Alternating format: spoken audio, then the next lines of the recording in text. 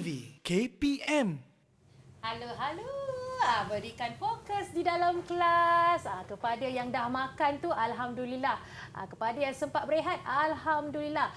Yuyu masih lagi ditemani dengan Cikgu Supardi dan juga Cikgu Bukhari pada hari ini bagi mata pelajaran pendidikan khas pembuatan pakaian wanita tingkatan 4 dengan cara-cara membuat seluar palazzo. Kalau sebentar tadi Kak Yuyu dah belajar macam mana cara melakar dan telah berjaya dan diberikan chop oleh Cikgu Supardi, kini kita perlu mencantikkan lakaran ini dengan mewarnanya. Ayo kita teruskan dengan pembelajaran bersama dengan Cikgu Supardi dan Cikgu Bukhari. Silakan Cikgu. Okey, baiklah. Sekarang kita langkah yang seterusnya kita akan membuat aktiviti mewarna. Okey, mewarna. Okey, yang pertama sekali kita kena padam dulu. Kita kena padam lakaran kita tu. Kan kita kena padam. Ya, kita kena padam bagi supaya kita nampak hasil dia selepas dipadam. Oh, bila kita padam seolah-olah kita melukis secara profesional ya Cikgu? Ya, baru kita nampak lakaran kita yang dah kita dimuktamadkan ya? Ya, betul. Sedangkan lakaran asal ada sebenarnya. Kita padam. Hilang. Okey. Seronok sebenarnya melukis ni kan Cikgu? Seronok. Dan pelajar-pelajar pun sangat berminat. Okey. Jadi cikgu selalunya katakanlah pelajar tu macam membuat kesilapan menggunakan pen tu, apa selalunya cikgu nasihatkan agar mereka menggunakan kertas yang baharu ataupun tak mengapa, just teruskan saja. Teruskan kita buat yang barulah supaya lebih orang cakap kemas. lebih kemas. Kekemasan itu sangat penting, kan? Okey, Yuyu dah padam. Okey, kita dah padam. Okey, maksudnya kalau sebentar tadi murid-murid dapat melihat lakaran awal menggunakan pensel, kini lakaran awal itu tidak kelihatan lagi kerana kita telah menggunakan pen dengan mata pena yang lebih besar dan ia kini kelihatan kemas selepas kita menggunakan pemadam. Jadi, maksudnya apabila lakaran ini sudah dimuktamadkan begini, kita dah bersedia untuk mewarna ke cikgu? Betul, kita bersedia untuk mewarna. Okey, baiklah. Untuk mewarna ni ikut kreativiti pelajar-pelajar tersebutlah. Dia nak warna apa? Baik. Okey. Jadi mungkin cikgu boleh ajar Yuyu macam mana? Okey, macam saya mulakan contohnya rambut. Mestilah berwarna hitam kan. So saya warnalah warna hitam kan. Baik. Okey. Kita warnalah ikut pen lagi satu sebelum pen hitam ni digunakan supaya kadang-kadang supaya color kita tu tak terkeluar daripada landasan betul. Kan. Betul. Apabila murid-murid berkeperluan khas kan khususnya. Betul. Bila kita menggunakan pen hitam kata Cikgu Supardi sebentar tadi, maka murid-murid akan lebih teliti. Apabila mewarna nampak cikgu. Nampak kekemasan itulah. Nampak lebih kemas. Menarik sekali. Okey. Jadi cikgu lazimnya adakah sebarang tips kalau katakanlah membuat pakaian palazzo ya, memakai pakaian yang memilih warna yang lebih gelap ke, memilih warna terang ke? Terpulang kepada pelajar tersebut. Contohnya seluar tu mungkin lebih terang, palazzo dia punya seluar lebih terang berbanding dengan baju dia. Okey, ataupun ikut kreativiti pelajar tersebut lah. Ya. So nenek aku jatuh pula. Ini rambut. Yuyu. Okey, jadi Yuyu bolehlah mewarna. Cikgu minta Yuyu buat sekali bersama-sama ya? Okey. Kita buat sama-sama sekali. Yuyu punya model rambutnya berwarna coklat, cikgu? Boleh. Sama macam rambut Yuyu. Letup. Okey. Baik. Lazimnya kan cikgu kalau kita tengok satu ketika dulu berpuluh tahun lamanya pernah satu trend ya, lelaki pun memakai seluar bell bottom. Betul. Yang kelihatan seperti palazzo cikgu. Tetapi ia adalah seluar yang berbeza ya cikgu. Tak. Palazzo ni hanya untuk perempuan sahaja. Perempuan sahaja. Ya, Jadi betul. apabila lelaki menggayakan seluar yang besar di bawahnya, kita panggil bell bottom lah. Bell Kita bottom tidak lah, akan betul. menggelarnya sebagai palazzo. Betul, Yuyu. Okey. Kadang-kadang Yuyu tertanya-tanya juga mana asal usul nama palazzo ni. Sebab kalau kata bahasa pasarnya kita panggil seluar yang bawah besar kan. Okey. Tapi untuk palazzo ni dia boleh disesuaikan dengan baju kurung, baju sekarang kan trend sekarang kan pakai baju kurung, baju kurung tapi dia pakai seluar palazzo. Betul tak? Dia pakai blouse ke pun boleh. Lazimnya kalau Yuyu tengok di kalangan wanita-wanita yang memilih untuk memakai palazzo ni cikgu, dia cenderung untuk mengenakan pakaian yang selesa dan sopan. Dia sopan dan dalam pergerakan. Betul. Okey, betul kerana tak? dia luas, longgar, betul. Dan tidak melekap di kaki dan sebagainya cikgu. Okey, kita warna. Okey, kemudian kita warna dia punya baju, kita warna dia punya baju dan kita warna dia punya seluar. Terpulanglah. Warna apa yang, dan untuk tips dia adalah lebih kemas supaya satu arah. Okey. Saya selalu pesan ke pelajar saya supaya Warna satu arah saja. Satu arah. Jangan macam melintang, sekejap dia menegakkan. Kenapa cikgu kalau kita warna tidak menggunakan satu arah, ia kelihatan comot ke bagaimana? Dia akan warna tu tak berapa nak kemas lah.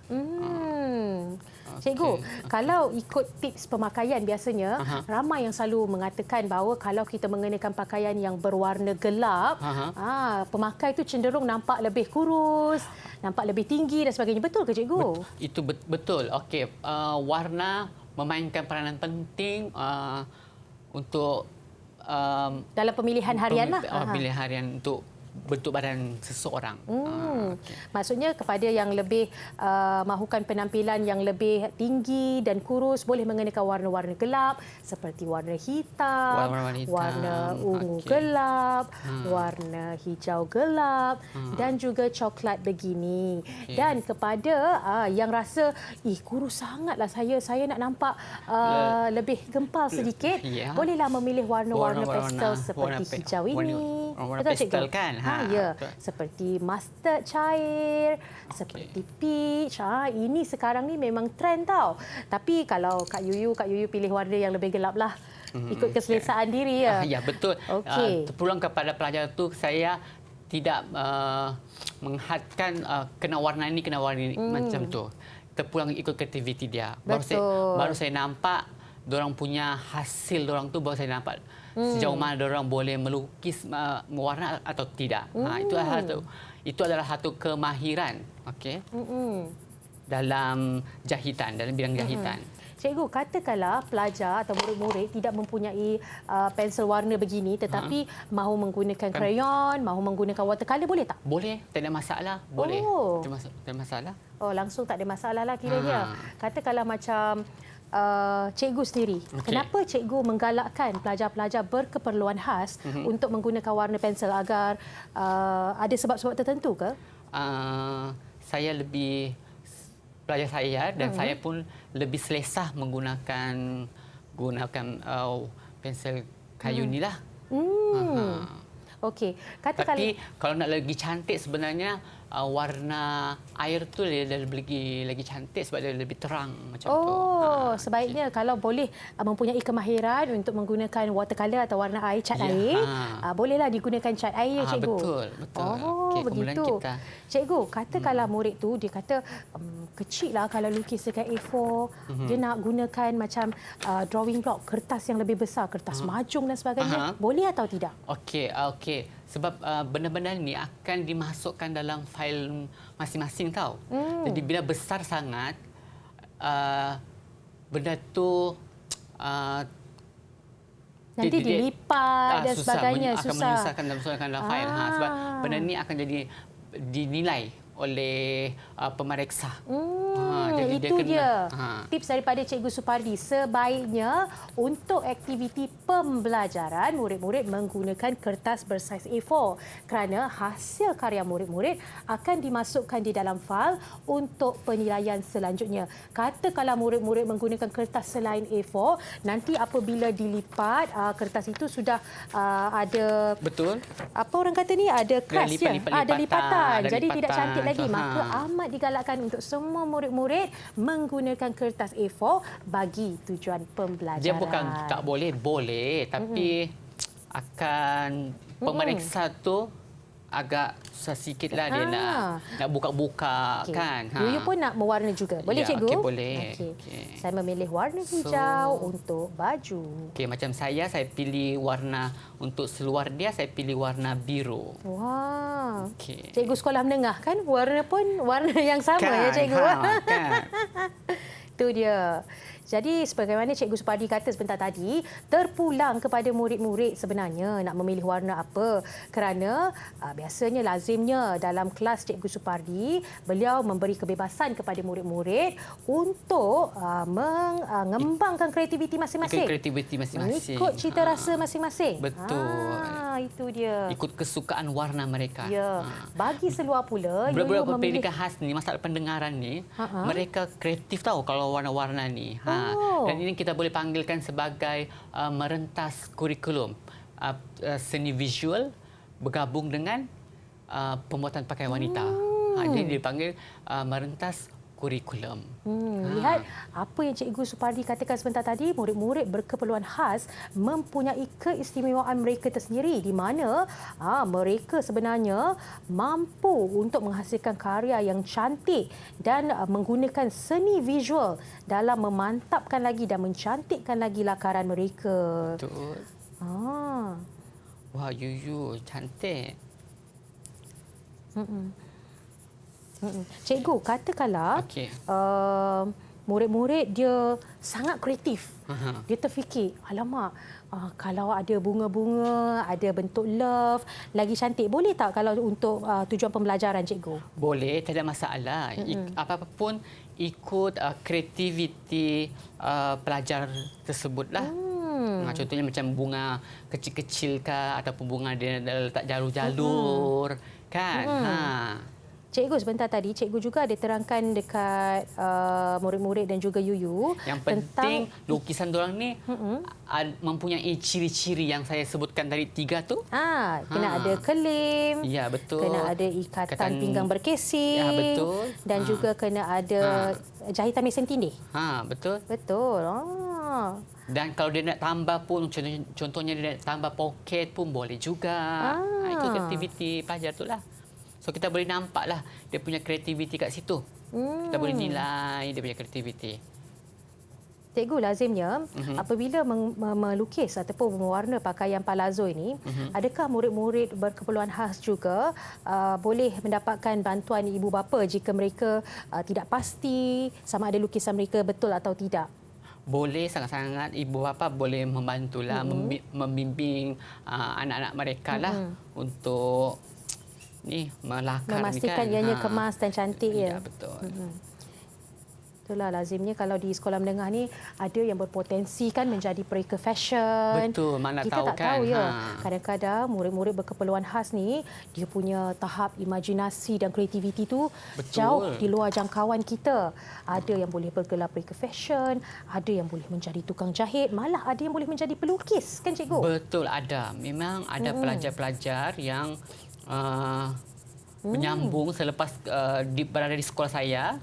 Mereka akan sambung belajar di Politeknik untuk masalah pendengaran ni. Pelajar boleh sambung belajar di Politeknik Johor untuk rekaan fashion. Okey. Cikgu, Yuyu dah siap. Nampak tak? Cantik. Ini seluar palazzonya yang mempunyai bukaan yang lebih besar di bahagian bawah. Dan lebih labuh. Dan lebih labuh. Kalau Cikgu Supardi melukis seluar palazzo yang lebih singkat untuk mereka yang bertubuh kecil dan rendah, Yuyu melukis seluar palazzo yang lebih labuh dan mempunyai bukaan yang lebih besar di bawahnya untuk mereka yang mahu menutup aurat dan juga mereka yang mempunyai ketinggian yang melebihi 160 cm. Betul. Cikgu pun nak tunjuk karya cikgu Okey, kepada walaupun murid-murid. tak berapa nak cantik, Yuyu lagi cantik. Maka dengan itu, cikgu bagi Yuyu chop satu lagi chop. Okey. Terima Okey. kasih banyak cikgu. Syukur alhamdulillah. Yuyu dah dapat 4 chop cikgu. Kalau tengok dekat sini, inilah dia seluar palazzo, iaitu topik pembelajaran kita pada hari ini. Jadi selepas ini kita ada banyak lagi yang hendak dipelajari daripada Cikgu Supardi ditemani oleh jurubahasa kita Cikgu Bukhari. Jangan ke mana-mana murid-murid, kembali lagi selepas ini.